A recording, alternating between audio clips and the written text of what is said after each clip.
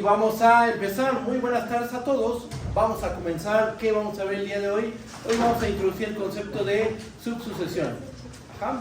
Vamos a definir lo que es una subsucesión, hacemos ejemplos, demostramos que si una sucesión de vectores converge, cualquier subsucesión de esta también debe de converger. Demostramos un resultado relacionado a sucesiones de Cauchy y subsucesiones, y después de eso enunciamos y si se puede demostramos el teorema de los rectángulos anidados, ¿va? Que es una generalización del teorema de los intervalos anidados en R. ¿Okay? Entonces, la idea es llegar a la prueba del teorema de los rectángulos anidados. Voy a hacer la demostración para así el sábado hacer la demostración del teorema de Bolzano-Weierstrass. Ese es el plan. Llegar a demostrar el teorema de Bolzano-Weierstrass en la sesión del sábado y el lunes concluir que toda sucesión de Cauchy converge. ¿Vale? Bueno, pues vamos a empezar. Primero, un ejemplo del teorema que vimos en la sesión pasada. A ver. Saco los colores.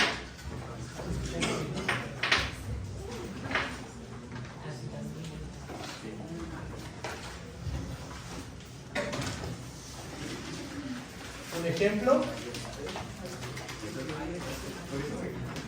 del teorema de la sesión pasada.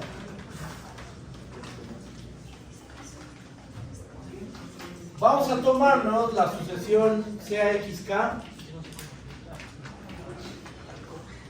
con K igual a 1 hasta infinito, igual a, no sé, por ejemplo, vamos a ponerle raíz késima de K, coma, 1 más 1 entre K a la K, coma, E a la 1 entre K, coma, seno de 1 entre K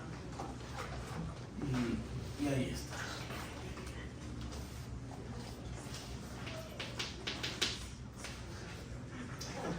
Esa es una sucesión de vectores en donde 1, 2, 3, 4 es una sucesión de vectores en R4. ¿Ok?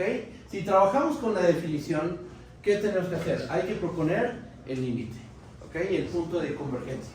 Y demostrar que dado a epsilon hay un instante a partir del cual la distancia de xk al límite propuesto es menor que epsilon. ¿Ok? Trabajamos con la distancia, con la norma de xk al vector L propuesto. ¿Nosotros qué sabemos? Nosotros sabemos cómo se comporta cada sucesión componente. Por cálculo 1, vamos a escribirlo así, por cálculo en una sola variable,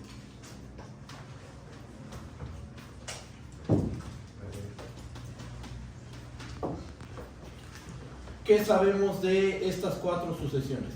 Límite, cuando k tiene infinito de raíz késima de k, ¿cuánto vale este límite? Ese límite vale 1. Límite, cuando k tiene infinito de 1 más 1 entre k a la k, ese es el número e. ¿Okay? Límite cuando k tiene infinito de e a la 1 entre k, esto es igual a 1. Y límite cuando k tiene infinito de coseno de 1 entre k, cuando k tiene infinito la 1 entre k se va a 0 y coseno es 0, sabemos que es 1. Entonces nos quedan estos cuatro límites. Si los estudiamos, si estudiamos cada una de las sucesiones componentes, tenemos esto. ¿Eso hay que probarlo? No, eso es de cálculo 1. Eso se supone ya lo manejamos muy bien y podemos ocuparlo. Ajá. Entonces, ¿qué dice el teorema de la sesión pasada? El último teorema que vimos en la sesión pasada. Que si tú tienes una sucesión de vectores, tal que cada sucesión componente converge, entonces la sucesión de vectores debe converger y converge al vector que se forma con estos límites. Ajá. Entonces, aplicando el teorema de la sesión pasada,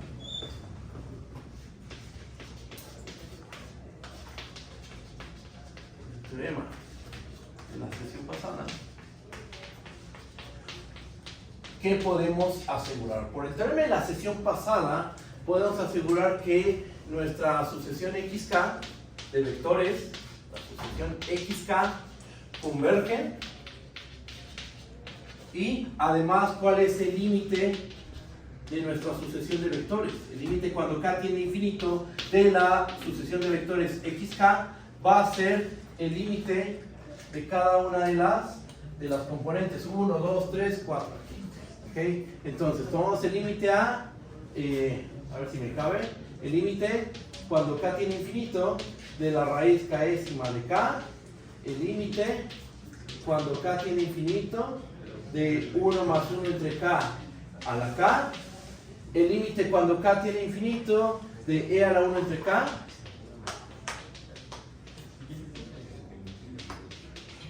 y el límite cuando K tiene infinito de coseno de 1 entre K. Eso es lo que dice el teorema. Toma límite en cada una de las sucesiones componentes. Y ese límite, ese vector límite, va a ser el límite de la sucesión de vectores. O sea, en este caso, el límite va a ser 1,m, 1,1. ¿Ok? Y listo. Así es como se aplica el teorema de la sesión pasada. Analiza cada sucesión componente. Y si todas las sucesiones componentes son convergentes, entonces tu sucesión de vectores va a converger. Y va a converger al vector formado por esos límites. Eso es lo que dice el teorema. Y es muy fácil de aplicar. Si en el examen no se pone restricción alguna, pueden ocupar este teorema. Ahora, si en el examen dice, a través de la definición de sucesión de vectores convergente, demuestra que esta sucesión de vectores es convergente, entonces es por la definición. Pero si no pongo ninguna restricción, usan este teorema y se acabó. Ahí se acaba la... Con esto es muy rápido probar, por ejemplo, esta sucesión si la hacemos a través de la definición, pues a lo mejor se puede complicar un poco, ¿ok? Pero con este teorema, su prueba es muy rápida. Probar que este límite converge se vuelve algo muy fácil. ¿Cómo lo ven? ¿Está bien? ¿O hay alguna duda? Ustedes díganme. ¿Vamos bien? Sí. Ahora, otro ejemplo.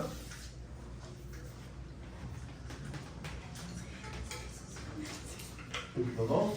Vamos a tomarnos la sucesión de vectores, sea XK, con K igual a 1 hasta infinito, igual a, no sé, por ejemplo, K, 1 entre K.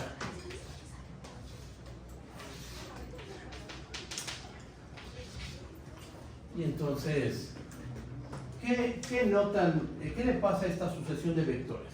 Pues en la primera componente, la primera sucesión componente es la sucesión K. La segunda sucesión componente es la 1 entre K. Con la 1 entre K no hay tema. La 1 entre K cuando K tiene infinito, sabemos que se va a 0. ¿Ok? Pero ahora, ¿qué pasa con la sucesión K? La sucesión K, cuando K tiene infinito, diverge a infinito. ¿Qué podemos concluir de esto? Que esta sucesión de vectores no va a converger. Porque el teorema dice, cada sucesión componente, todas las sucesiones componentes deben de converger. Si hay alguna que tiene un comportamiento malo, aunque sea una, no sé, tienes una sucesión de vectores en R de 100, y solo una componente, la primera, falla, pues ya con eso tu sucesión de vectores no va a converger. ¿Okay? Aquí en este caso la primera sucesión componente diverge a infinito. Notemos que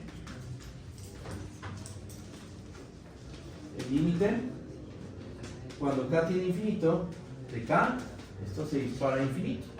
Haciendo esa observación, ya no importa lo que pase en las demás componentes. Con que en una hay un problema, ya con eso podemos concluir. Y nuevamente es por el teorema de la sesión pasada, ¿qué podemos concluir? Que nuestra sucesión de vectores XK no converge. ¿Ok? Y ahí acaban estos dos ejemplos. ¿Cómo se aplica el teorema? El último teorema que vimos en la sesión pasada, pues se aplica de esta manera. Analizas cómo se comporta cada sucesión componente y ya con eso puedes concluir qué pasa con la sucesión de vectores, si es convergente o no. ¿Cómo lo ven? ¿Está bien? ¿O hay alguna duda? Ustedes digan. ¿Vamos bien? Va que va. Perfecto. ¿Qué más? Vamos a pasar al tema de subsucesiones. Subsucesiones de vectores. Y bueno, vamos para allá. Borro esta parte del pizarrón.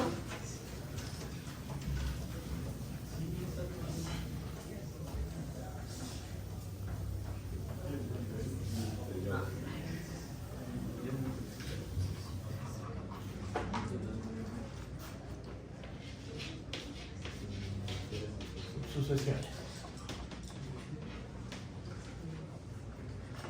La misma idea de cálculo en una variable para sucesiones de números reales. Tienes tu sucesión.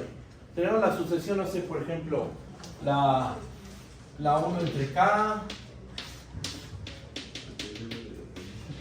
o la k cuadrada, y la pensamos a modo de lista. Tenemos a 1, a 1 medio, a 1 tercio, a 1 entre k, y sigue la lista, ¿no? Lo mismo con la k cuadrada. Tenemos a 1,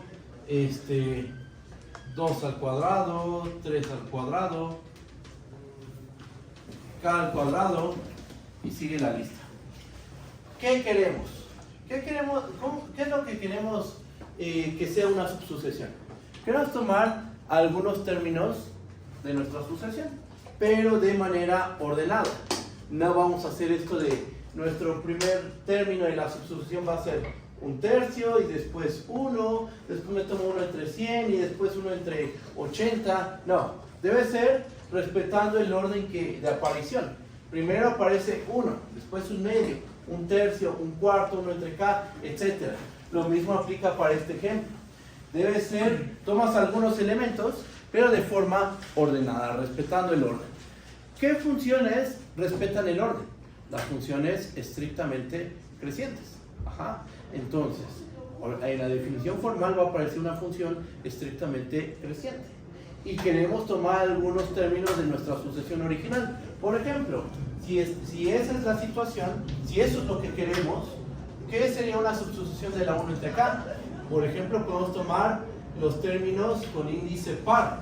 O sea, nos tomamos 1 medio, 1 cuarto, 1 sexto. Esto estaría mal, ¿no? Esta parte. 1 décimo, 1 octavo. ¿Por qué? Porque no aparecen en este orden. Primero aparece 1 octavo, leyéndolo de izquierda a derecha, y después aparece 1 décimo. Y el término general sería 1 entre 2, entre 2k. ¿Ok?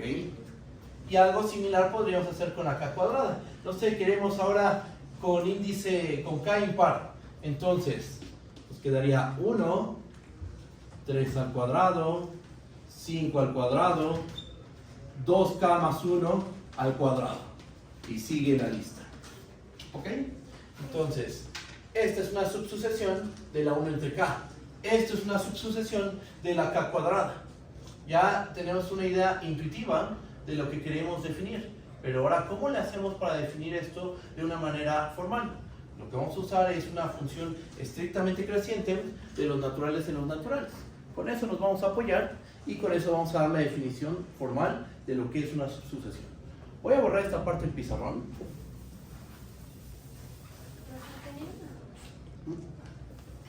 Mande. Nada más, ahí va un paréntesis, 2 por k más 1. A ver, déjame ver. 2 por k más 1. ¿Aquí? Sí, ya te entendí, sí. O sea, es 2 por k. Y 2 por k y a 2 por k le sumamos la unidad. Sí. Lo voy a dejar así, pero efectivamente, o sea, se multiplica 2 por k. Y a ese valor se le suma la unidad y después de eso se eleva al cuadrado. ¿Vale?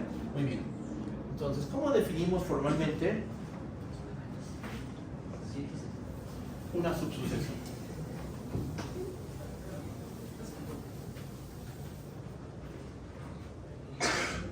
Definición.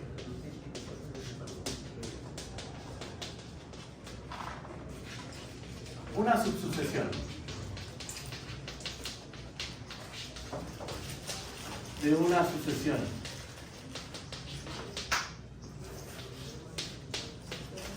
XK es el resultado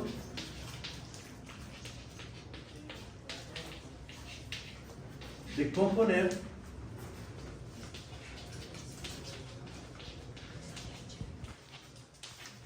a XK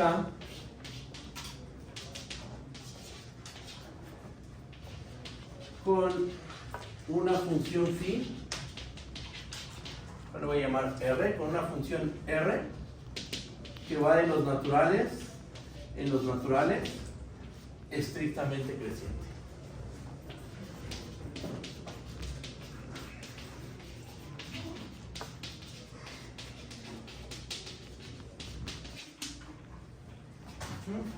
Es decir,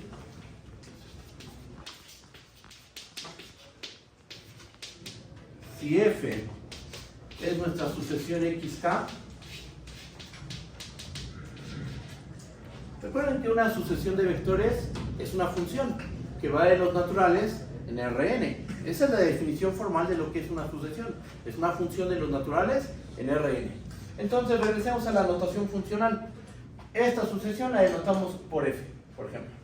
Si F es esta sucesión, entonces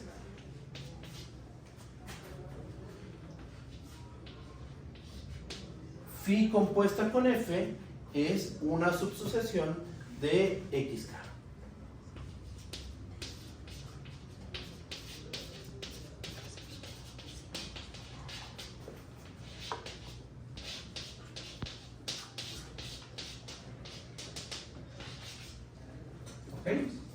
Eso es todo. Una sucesión de vectores en Rn es simplemente una función de los naturales en Rn.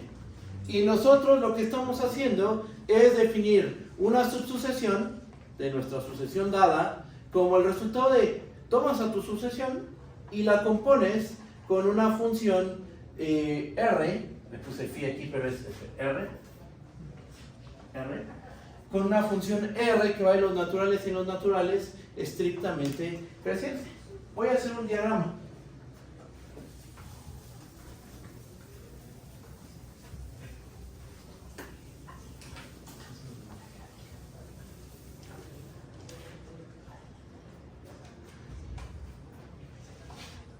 Aquí está la F, que va de los naturales en Rn, que normalmente a esta sucesión no se le denota con esta notación funcional. No se pone F, G, H, se pone esta notación, XK con K igual a 1 hasta infinito.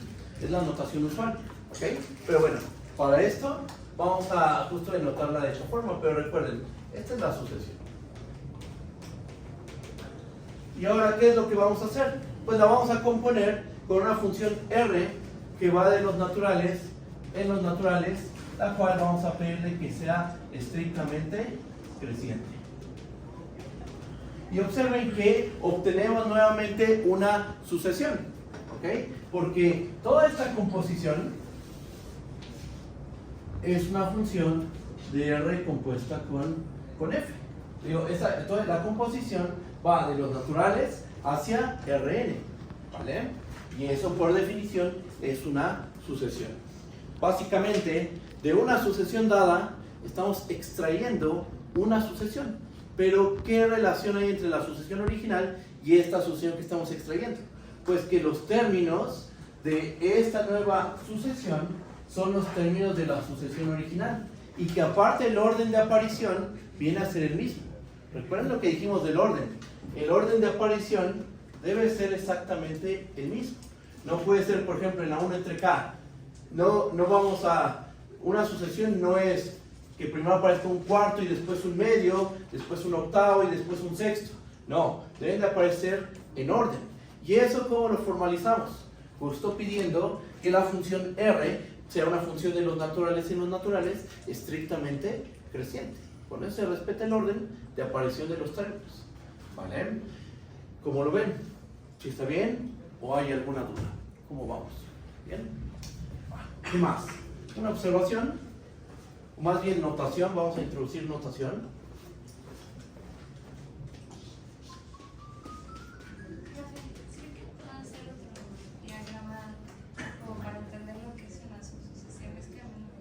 Ah, ok, no te preocupes. Ahorita voy a hacer ejemplos. En los ejemplos voy a volver a ilustrar todo este diagrama. Entonces, déjame introduzco notación y empezamos a hacer ejemplos de lo que es una subsucesión, ¿vale? Notación, ¿cómo vamos a denotar una subsucesión? Miren. Si xk con k igual a 1 hasta infinito es una sucesión y R va de los naturales en los naturales estrictamente creciente, entonces, y suponte que la xk se llama f, ¿ok? Entonces, ¿cómo vamos a denotar a R compuesta con f?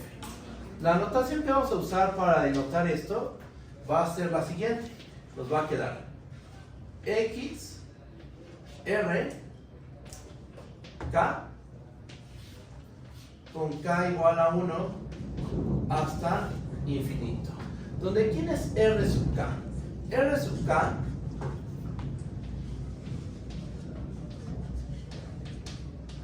es la función R evaluada en el punto K. Pero en lugar de escribir R evaluada en K, vamos a poner R sub K. Es mera notación, es únicamente notación. Y eso es lo que hacemos con una sucesión de vectores, ¿no? Una sucesión de vectores es una función, pero en vez de notarla de esta manera, uno usa esta notación, ¿no? XK, YK, ZK, etc. Vamos a hacer un ejemplo. Borro de este lado.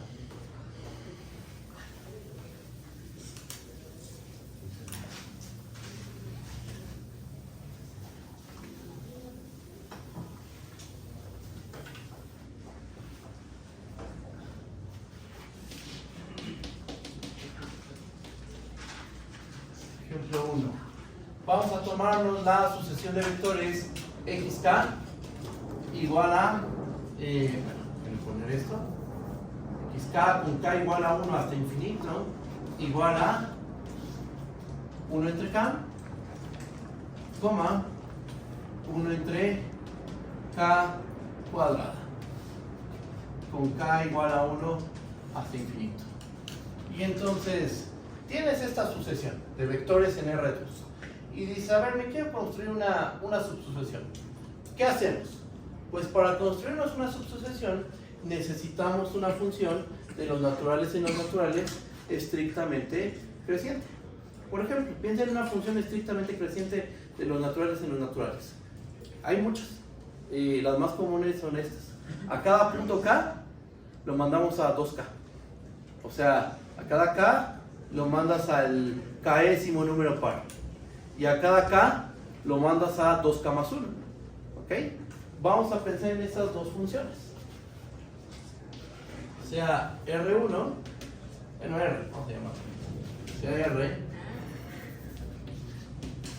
y R es la función de los naturales en los naturales. Y a cada K lo mandamos a 2K. Esta función, ¿qué nos está diciendo de manera intuitiva? De manera intuitiva nos está diciendo, tómate los elementos de xk que tienen índice par. Vamos a quedarnos únicamente con los términos de la xk que tienen índice par. Eso es lo que está diciendo esta función. O sea, no nos vamos a quedar con k igual a 1, k igual a 3, k igual a 5, no. Nos vamos a quedar con k igual a 2, k igual a 4, k igual a 6, k igual a 8. Nos estamos quedando con algunos términos de nuestra sucesión de vectores. Ajá. Pero bueno, formalmente, ¿cómo obtenemos la sucesión? Si R va de los naturales, tal que acá, K, le asigno 2K, y a esta sucesión le llamamos, no sé, F. Entonces, ¿quién es? R compuesta con F evaluada en K. Por definición de composición, esto es F de R de K. R de K, ¿cuánto vale? 2K. ¿Y cuánto vale nuestra función evaluada en 2K? Nuestra función xk con k igual a 1 hasta infinito, lo que hace es que a cada k lo manda a este vector, al 1 entre k, 1 entre k al cuadrado. Entonces, si estoy evaluando en un índice par, ¿cuánto vale este vector? Va a ser 1 entre 2k, 1 entre 2k al cuadrado. ¿Qué es lo que hace entonces esta función? Te está diciendo, vamos a seleccionar los términos de la sucesión que tienen índice par. El orden de aparición va a ser el mismo, no va a pasar que el término que estaba hasta acá ahora va a aparecer primero y tomo uno del principio y lo pongo más adelante. No, el orden de aparición es el mismo. ¿Y eso quién nos lo asegura? Esta función que es estrictamente creciente. ¿Okay? Esta función nos dice qué términos nos vamos a tomar. Eso es el papel que juega la función R. ¿Qué términos de la sucesión vamos a tomar? Ajá. Y ya formalmente, pues lo que tenemos que hacer es esta composición. R compuesta con F, evaluar en K, que nos va a dar 1 entre 2K, 1 entre 2K cuadrada. Entonces, ¿quién es R compuesta con F? Es la sucesión, déjenme borro aquí.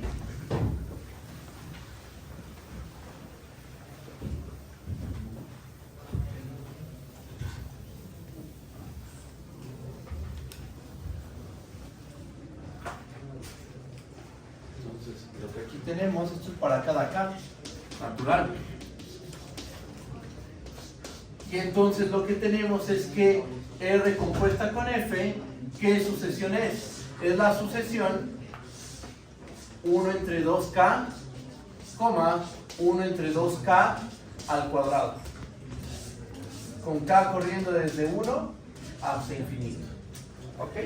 Ahí está. Un ejemplo, paso a paso, de cómo construir la subsucesión. Ajá. El significado de esta función R, que te dice, vas a tomar los términos de la sucesión que tienen índice par. Ajá, eso es lo que está diciendo esta función. Y en el orden de aparición usual. Por eso es que le pedimos que sea estrictamente creciente. Ajá. Hacemos la composición, obtenemos el késimo término de esta nueva sucesión. Y en notación de sucesión nos queda esto, es la sucesión 1 entre 2K, 1 entre 2K cuadrada, con K corriendo desde 1 hasta infinito. Esa es subsucesión de esta sucesión de aquí. ¿Cómo lo ven? ¿Está bien? ¿O hay alguna duda? Ustedes díganme. ¿Bien? Vale, entonces ya tenemos este ejemplo. Un lema que vamos a ocupar. No lo voy a probar, lo voy a dejar como un ejercicio. Se ocupa el principio del buen orden. ¿Se acuerdan del principio del buen orden? El principio del buen orden es un resultado sobre los números naturales. Dice que todo subconjunto de los naturales no vacío siempre va a tener elemento mínimo. ¿Ok? Entonces, con principio del buen orden, ustedes prueben el siguiente resultado. Un kiss, aquí está.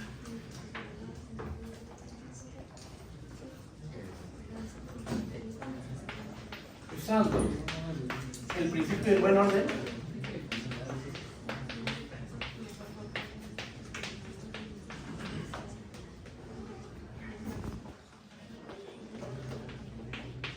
es fácil demostrar lo siguiente.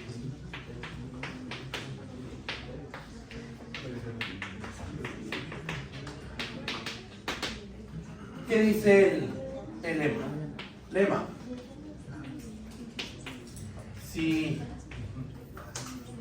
R es una función de los naturales en los naturales estrictamente creciente,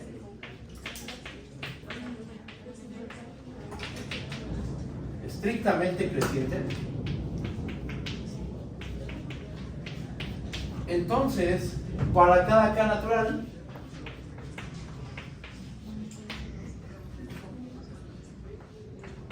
¿cómo creen que se compare RK con K? Tienes una función de los naturales en los naturales que es estrictamente creciente. ¿Cuál será la relación entre RK y K? Lo que va a ocurrir es que RK siempre va a resultar ser mayor o igual que K. Eso es lo que van a probar con principios del buen orden.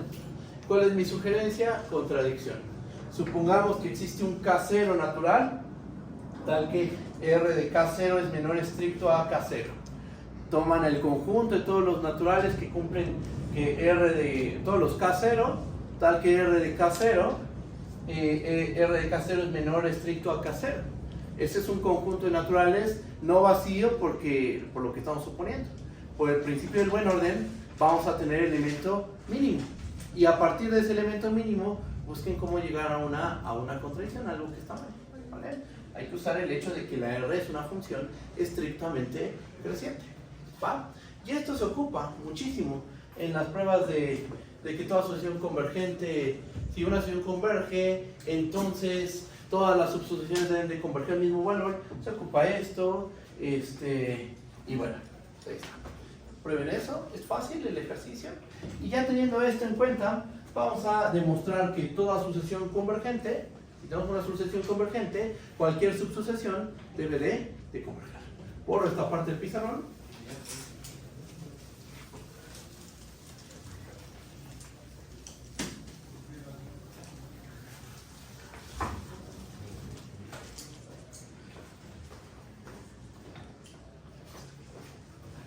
Y vamos a ver.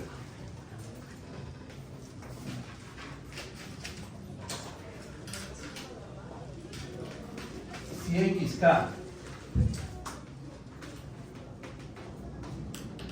converge a L, entonces cualquier subsucesión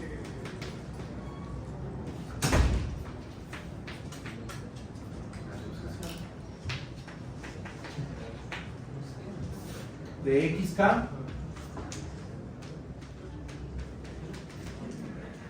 debe converger a L.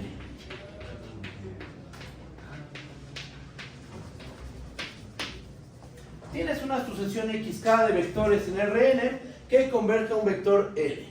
Toma cualquier subsucesión de esa sucesión dada y lo que vamos a probar es que esa subsucesión debe de converger y debe de converger también al vector L. ¿Okay? Entonces, vamos a hacer la prueba de este resultado. Demostración.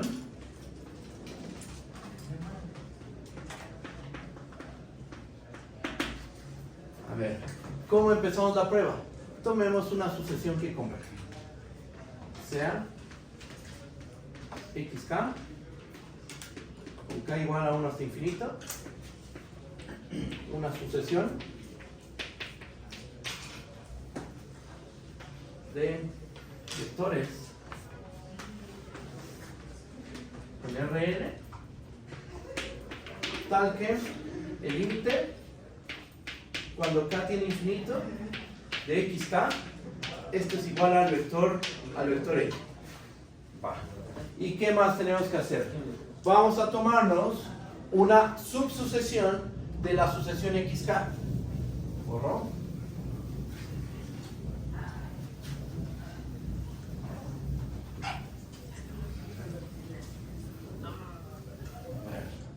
Entonces, sea XRK con K igual a 1 hasta infinito, una subsucesión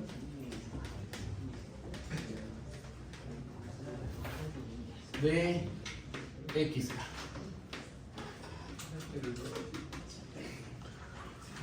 Y aquí, recuerden, ¿qué denota el R sub K? R sub K es R evaluada en K, donde R, ¿qué es? Es una función de los naturales en los naturales estrictamente creciente. Lo pongo en un corchetito. Recuerda que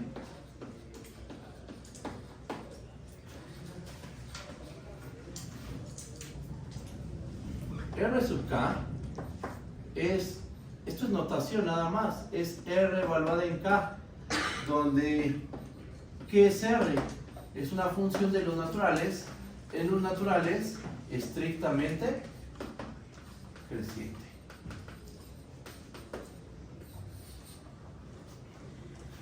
¿Por qué sabemos eso? Porque estamos diciendo que esto es una subsucesión de la sucesión XK. Ajá. Y por la notación que introducimos cuando dimos la definición de subsucesión, este es el significado, o sea, poner R sub K significa todo esto, ¿Vale? ¿Qué más? ¿Qué hacemos? Bueno, pues queremos ver que la subsucesión XRK converge a L. ¿Cómo empezamos la prueba? Vamos a dar una epsilon mayor que 0. ¿Sea epsilon? Mayor que 0. Por hipótesis, sabemos que existe un instante n epsilon natural tal que si k es mayor o igual a n epsilon, entonces, ¿qué me pueden decir de la distancia de xk a n? Pues esa distancia va a ser menor que epsilon. ¿Ok? Ahora vamos a hacer lo siguiente.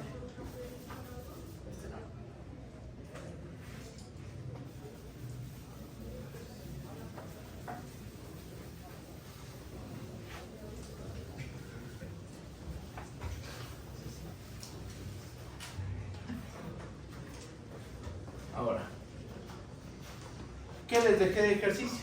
Les dejé de ejercicio de mostrar que si tienes una función R estrictamente creciente, para cada K natural, RK es mayor o igual a K, siempre. Teniendo en cuenta eso, vamos a hacer lo siguiente. Así las cosas, tenemos que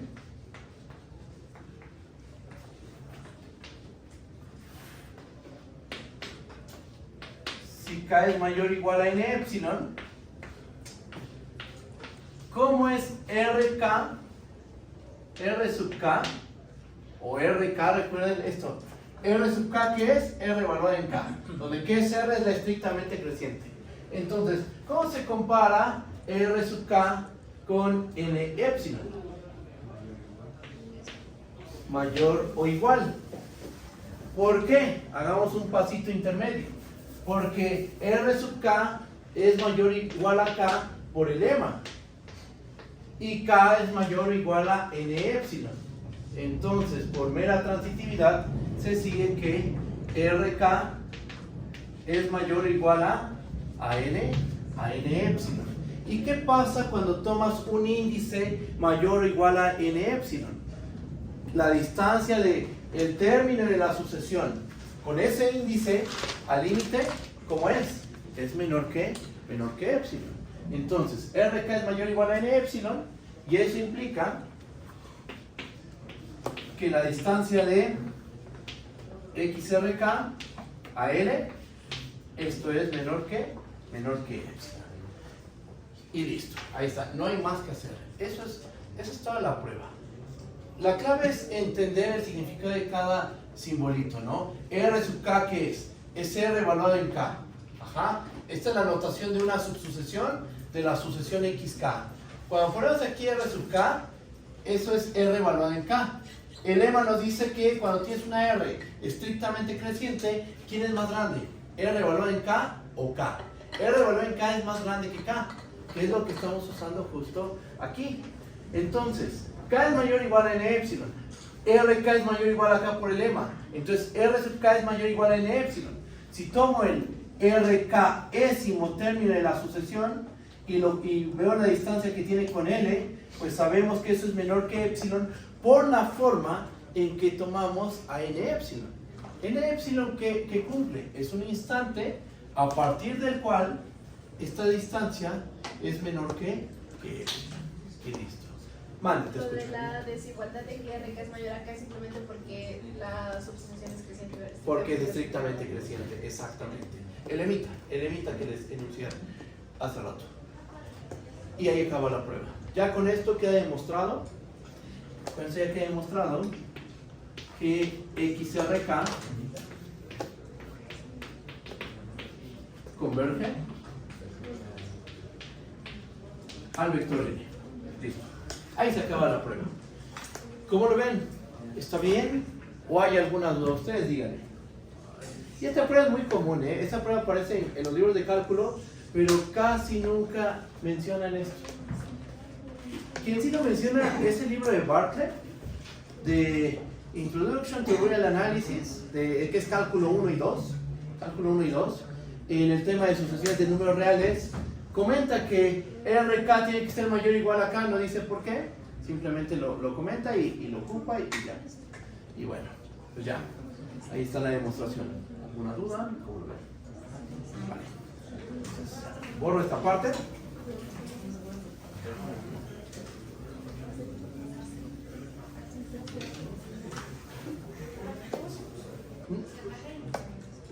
El regreso es una muy buena pregunta. Si toda subsucesión converge, si toda subsucesión converge a un mismo valor L, entonces la sucesión de vectores debe de converger. Bueno, aquí hay que tener un poquito de cuidado al momento de enunciar ese tipo de regreso. Por ejemplo, algo que se puede probar, y después lo vemos si quieren. De hecho, bueno, no sé si lo probamos o lo pongo en un examen o no sé. Si tomas una sucesión de vectores y la sucesión formada por índices pares converge a L y la subsucesión formada por índices impares también converge a L, entonces la sucesión original se puede probar que también debe converger a L. O sea, vamos a escribirlo como un ejercicio, vamos a ponerlo como un ejercicio para ustedes.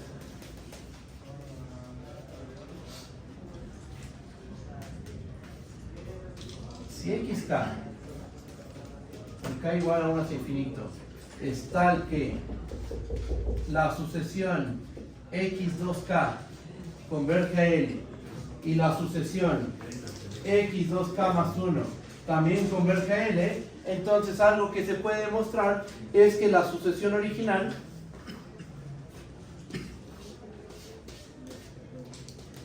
converge también a L. O sea, no hace falta pedir que todas las subsucesiones de xk converjan a L. Solo tomando unas adecuadas, en este caso las de términos pares y términos impares, y convergen a L, entonces la sucesión original debe de converger a L. O por ejemplo, ¿cuál sería otra división de los naturales? Otra partición de los naturales. Múltiplos de 3 más 1 y múltiplos de 3 más 2. Eso parece álgebra superior 2, ¿no? Los múltiplos de 3, las congruencias. Particionas a los naturales. Múltiplos de 3 más 1, múltiplos de 3 más 2. Entonces, ¿cómo quedaría el ejercicio? Si x3k converge a L, x3k más 1 converge a L y x3k más 2 converge a L, se puede demostrar que el xk debe de converger a L.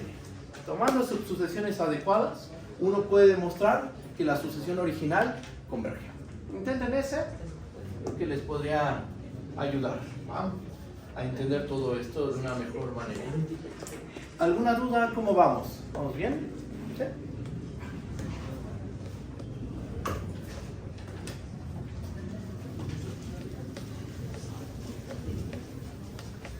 La cosa cambia si nos preguntamos lo siguiente: si alguna subsucesión converge, ¿eso quiere decir que la sucesión original debe de converger? Y ahí la respuesta es que no.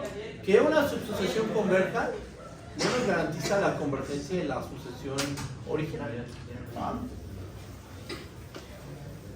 Pero eso lo vemos más adelante, en una sesión que tengamos de puros ejercicios de todo lo que hemos visto. Ahorita, ¿qué es lo que voy a hacer? Vamos a ver cuál es la relación entre subsucesiones, sucesión de Cauchy y convergencia. Hay un teorema que relaciona todo esto.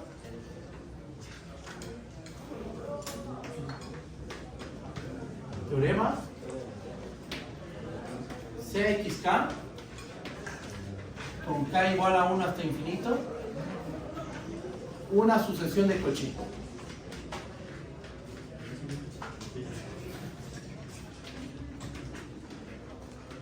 Tal que, bueno, vamos a ponerlo así. Supongamos que XK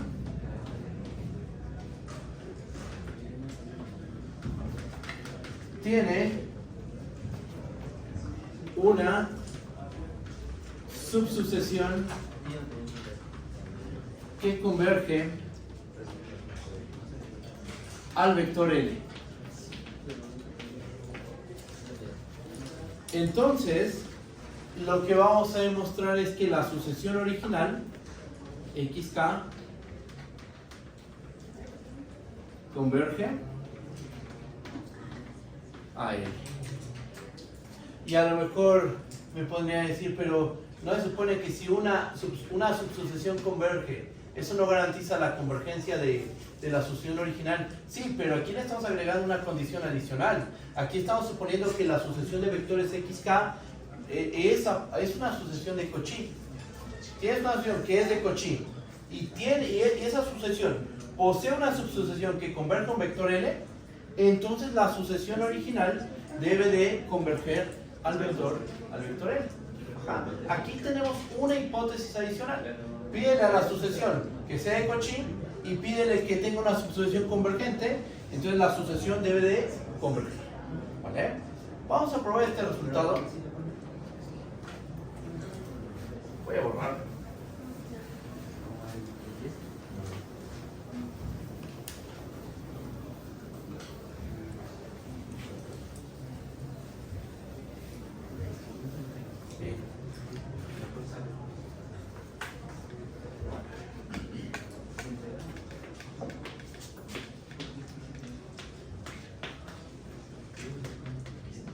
Demostración.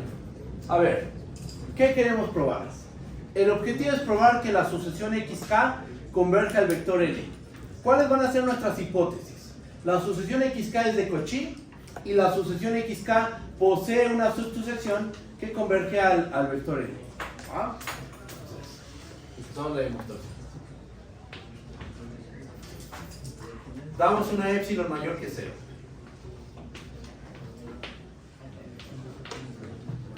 Como xk es de Cauchy,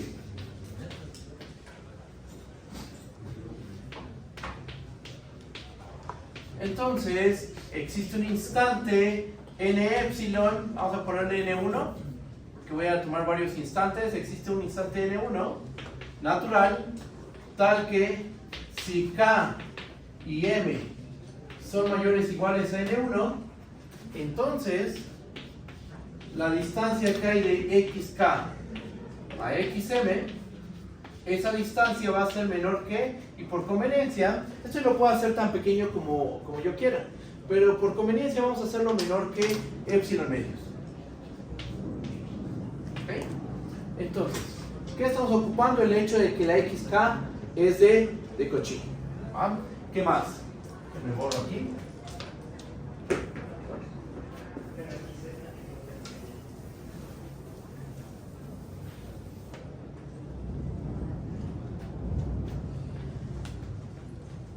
Supongamos que la sucesión XRK converge al vector L. Entonces, esta es la subsucesión de la sucesión XK que converge a L. ¿Qué podemos decir de que XRK converge a L? Pues que existe un instante N2 natural, tal que si K es mayor o igual a N2, entonces la distancia de XRK a L es menor a epsilon entre 2. ¿Okay? Ahora, ¿qué hacemos? Ya tenemos aquí dos instantes. El instante N1, ¿qué nos garantiza? Si tomamos K y M mayores o iguales a N1, ¿cómo es la distancia de XK a XM? Esta distancia va a ser menor que epsilon medios. ¿Por qué sabemos esto? Porque por hipótesis la sucesión XK es de Cauchy. También sabemos de la existencia de una subsucesión de la sucesión XK, esta, que converge a L. Por definición de convergencia, hay un instante N2, tal que si K es mayor o igual a N2, entonces la distancia de XRK a L es menor que epsilon medios. Pregunta, ¿cómo garantizamos que esto y esto de aquí suceda de forma simultánea?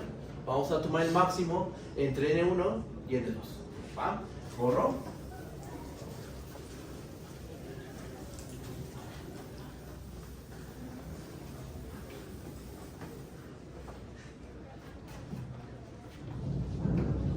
Sea N epsilon igual igual al máximo entre N1 y N2. Ok. Y ahora vamos a hacer lo siguiente. Notemos que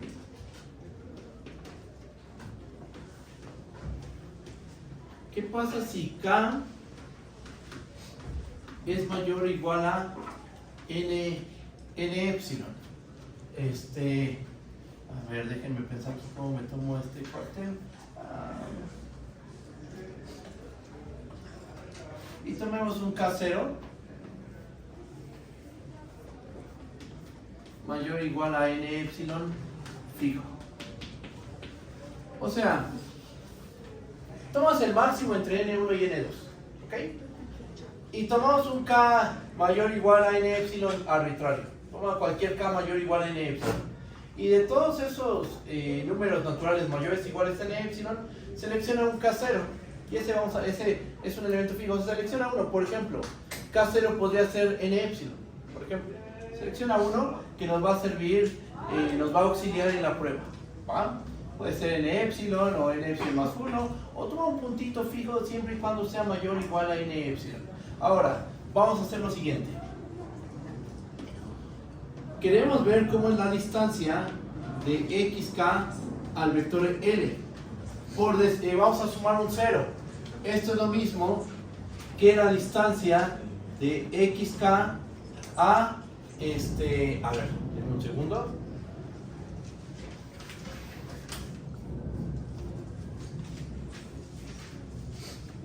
Y esto es menor o igual, esto va a ser menor o igual a la distancia de xk a xk0 más la distancia de xk0 a L. Agrupamos, aplicamos desigualdad triangular. Esto es la norma de xk menos xk0. Bueno, ahorita. xk0 menos L. En un segundo.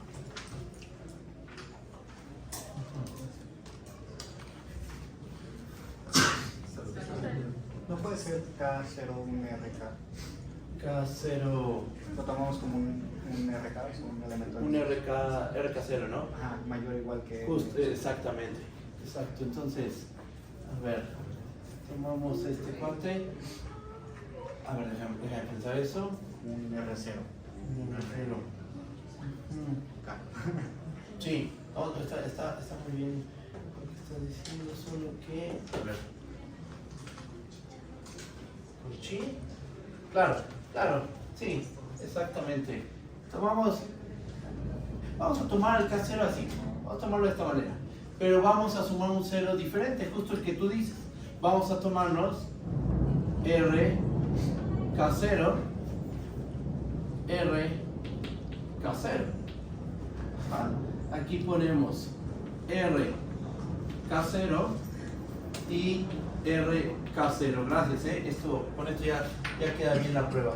¿Por qué? Miren, tenemos la distancia de xk a xrk0 más la distancia de xrk0 a L. Y uno dice, ¿cómo sabes que RK0 y K son mayores o iguales a N epsilon? Otra vez, el lema. ¿Cómo se compara RK0 con K0? Aquí lo pongo. RK0 es mayor o igual a K0 y K0 lo tomamos mayor o igual a N epsilon. Y entonces, como N epsilon es el máximo, en particular N epsilon es mayor o igual que N1. ¿Y qué pasaba cuando RK0 era mayor o igual a N1? Que la distancia N2 es lo que nos conviene. ¿Qué pasaba cuando RK0 es mayor o igual a N2? O bueno, K0 es mayor o igual a N2, que la distancia de XRK a L es menor a epsilon medios. O sea, vamos a usar el hecho de que la subsucesión converge a L. ¿Okay? Si tomas un K mayor o igual a N2, la distancia de XRK a L es menor a epsilon medios. K0 es mayor o igual a N2, sí, porque K0 es mayor o igual a N epsilon, Y entonces la distancia xk a xrk0, esta flechita, esto lo voy a poner en otra parte. Esta distancia va a ser menor que epsilon medios. A ver, espérenme. Sí, esta distancia va a ser menor que epsilon medios. ¿Ok? Y ahora, la distancia de xk a xrk0, ¿cómo es? Pues k y k0 son mayores o iguales a n epsilon. RK0 es mayor o igual que K0, sí. Entonces K y RK0 son mayores o iguales a N epsilon, en particular son mayores o iguales a N1. ¿Y qué pasa cuando tomas dos índices mayores o iguales a N1? Esta distancia es menor que epsilon medios. ¿RK0 cumple esa condición de ser mayor o igual a N1? Sí. ¿K lo cumple también? Sí. Entonces esta distancia, ¿cómo tiene que ser? Menor que epsilon medios, que esto es epsilon. ¿Y qué es lo que ocupamos? Déjenme lo escribo de esta parte. Ocupamos que K0 es mayor o igual a N epsilon. Y entonces K0 es mayor o igual en particular a N2. ¿Por qué sabemos que N epsilon es mayor o igual a N2? Porque N epsilon se definió como el máximo. Entonces, K0 es mayor o igual a N2. Cuando K0 es mayor o igual a N2, cuando tomas un índice mayor o igual a N2, ¿cómo es esta distancia? K, la distancia XRK a L es menor a epsilon medios. ¿Qué es lo que ocupamos justo aquí? Esta parte. Es para acotar aquí esta parte de aquí. Ajá.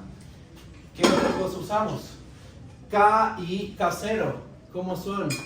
K y K0 son mayores o iguales a N epsilon. Y entonces son mayores o iguales a N1. Ajá. Pero por el lema, ¿cómo se compara K0 con RK0? RK0 es más grande. Entonces tenemos que K y RK0 son mayores o iguales a N epsilon y por lo tanto son mayores o iguales a N1. Este argumento se ocupa para esta parte. Esto y esto. Para decir que la distancia XK a XRK0 es menor a epsilon medios. Y listo, ya quedó. Si K es mayor o igual a N epsilon, la distancia XK a L va a ser menor que epsilon. Nos tomamos un puntito K0 fijo auxiliar, nos tomamos un puntito K0 mayor o igual a N epsilon auxiliar.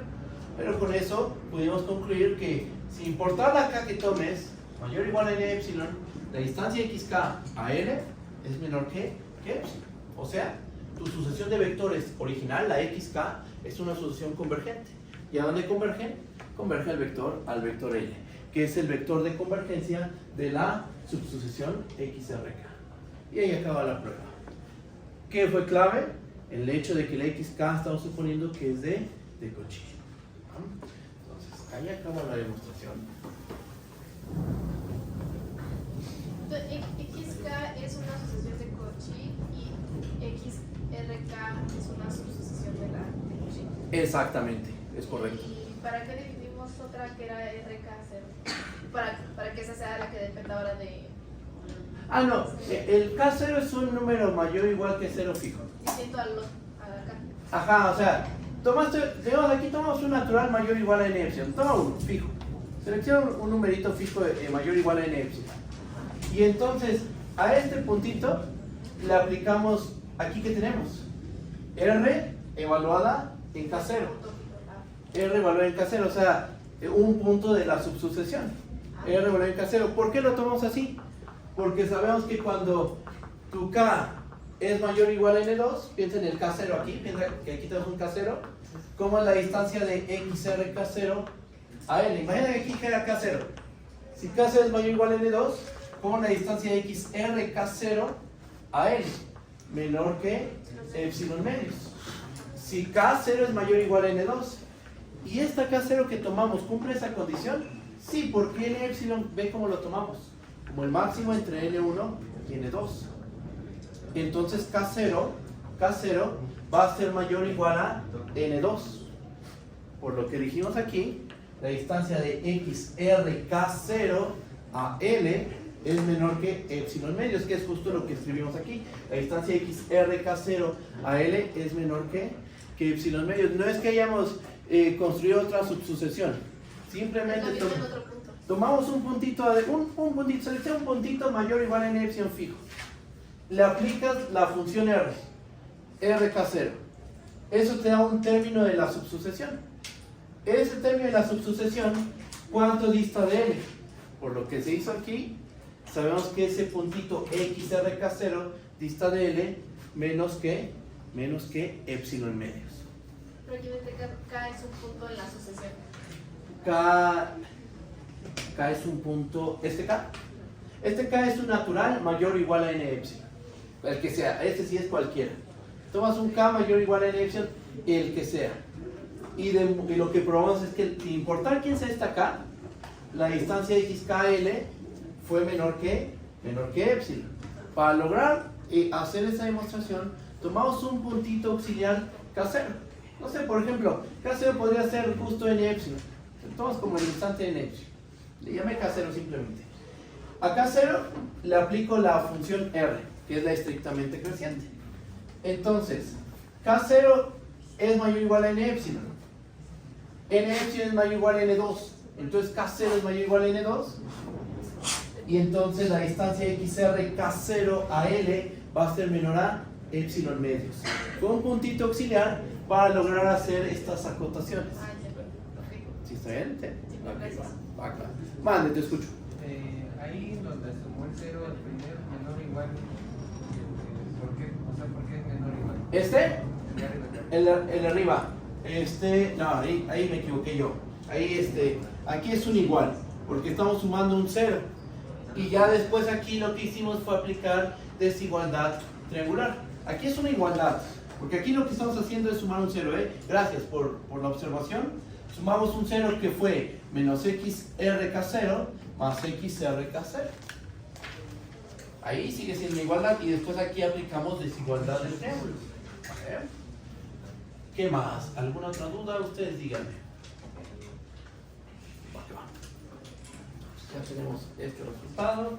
Escribo la conclusión. La conclusión pues es que la sucesión de vectores XK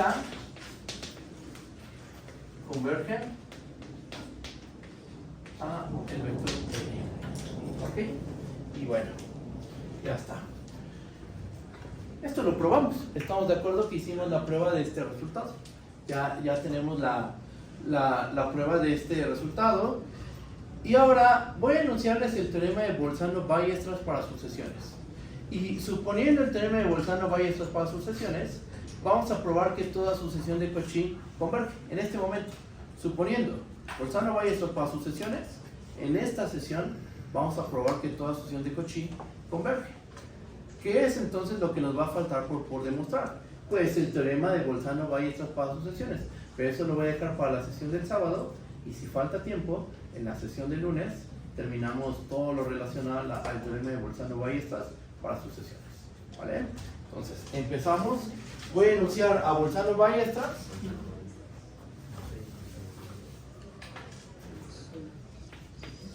Hay dos teoremas de Bolzano-Weierstrass. Uno para sucesiones acotadas y otro para conjuntos acotados infinitos.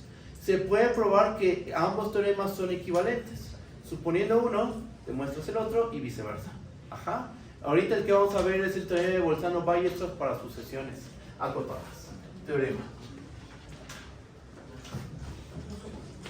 Si XK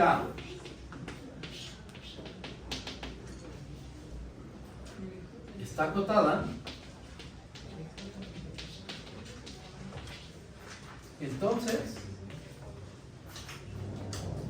existe XRK una subsucesión de XK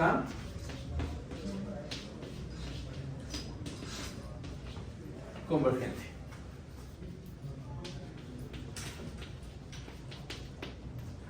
A lo mejor tu sucesión solo está acotada. Ajá. Tienes una sucesión que está acotada. No tiene por qué converger. Pero lo que siempre vas a poder hacer es extraer una subsucesión de tu sucesión XK, la cual sí va a ser convergente. Siempre eso se puede hacer. Tienes una sucesión acotada, por ejemplo, la menos 1 a la K. La menos 1 a la K en R, la menos 1 a la K en los números reales. La menos 1 a la K, ¿qué valores toma? 1 y menos 1. 1 si K es par, menos 1 si K es impar. La menos 1 a la K no converge, es algo que se prueba en cálculo 1. Pero, ¿qué sí podemos hacer? Extraer una subsucesión. Por ejemplo, piensen en la subsucesión con índices pares. O sea, menos 1 a la 2K. Menos 1 a la 2K es una subsucesión de la menos 1 a la K. Y la menos 1 a la 2K, ¿cuánto vale menos 1 a la 2K? Eso siempre va a valer 1. Ajá. Entonces, extraíste una subsucesión convergente. De una que no es convergente, extraes una que es convergente. Pero algo muy importante, la sucesión debe de estar acotada. Si no está acotada, no se cumple el resultado. ¿Ok? Ese es el teorema de Bolzano-Weierstrass. Bolzano-Weierstrass para sucesiones. Bueno, ya está claro que es el teorema de Bolzano-Weierstrass para sucesiones. ¿Va? La prueba va a quedar pendiente. La vamos a hacer el sábado o el lunes. Bueno, el sábado vamos a avanzar con la prueba, con los preparativos para la prueba, y a lo mejor el lunes ya hacemos aquí en el salón de clases la demostración. La prueba pues va a quedar pendiente, pero suponiendo este teorema, ya vamos a probar que toda sucesión de Cauchy converge. Voy a borrar esta parte del pizarrón.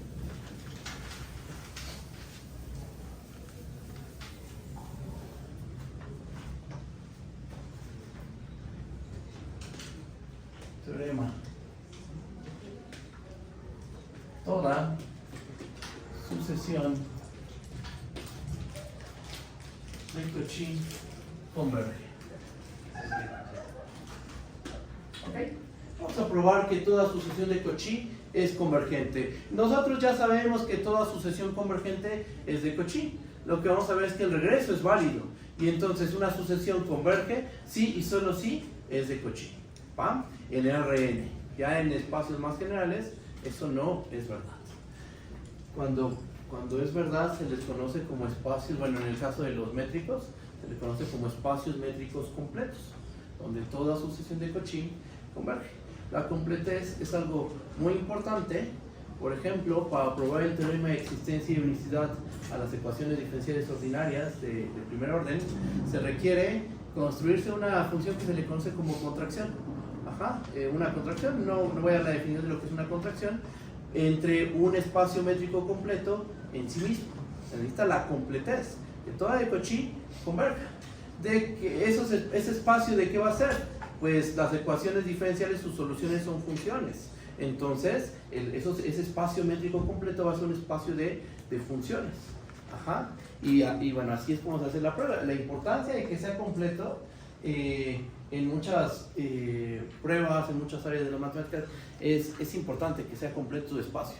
Porque siendo completo, toda de Cauchy converge. Aunque no sepas el punto de convergencia, si tú sabes que es de Cauchy, ya con eso garantizas que en algún puntito se va a aproximar tu sucesión. ¿Okay? Y bueno, probamos esto, toda sucesión de Cauchy converge, suponiendo Bolzano-Weierstrass. Voy a empezar la prueba. Demostración. Tomamos una sucesión de Cauchy. CXK, K igual a 1 hasta infinito, una sucesión de Cauchy. Muy bien. ¿Qué probamos en la sesión pasada? Toda sucesión de Cauchy es acotada, ¿verdad? Entonces, CXK es una sucesión de Cauchy. Esto implica que XK está acotada. Y por el teorema de Bolzano-Weierstrass, ¿qué sabemos? Si tenemos una sucesión acotada, debe de existir una subsucesión convergente. Entonces, ¿mi XK está acotada? Sí, porque es de Cauchy. Toda de Cauchy está acotada. ¿Va? Y ahora, como está acotada, aplicamos Teorema de Bolzano-Weierstrass, TBW, teorema de Bolzano-Weierstrass, ¿y qué podemos garantizar? Que existe XRK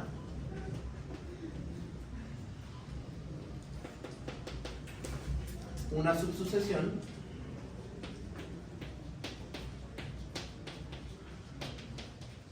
convergente.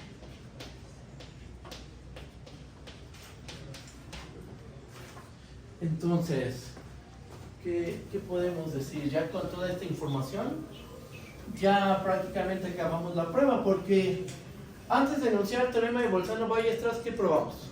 Que si tú tienes una sucesión de Cauchy que posee una subsucesión convergente, ¿qué debe pasar con la sucesión original? Debe de converger también. ¿Qué tenemos ahorita? Una sucesión de Cauchy que posee una subsucesión convergente. Por el teorema anterior al teorema de Bolzano-Weierstrass, podemos concluir que la sucesión original debe de converger.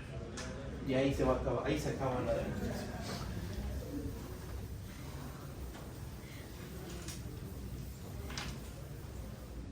Entonces, así lo escribo.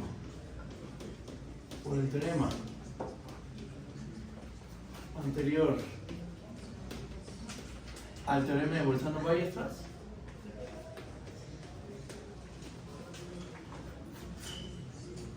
XK debe de converger. Sí, porque el teorema anterior al teorema de Bolzano-Weierstrass decía, si tienes una sucesión de Cauchy que posee una subsucesión convergente, entonces la sucesión de Cauchy también debe de converger.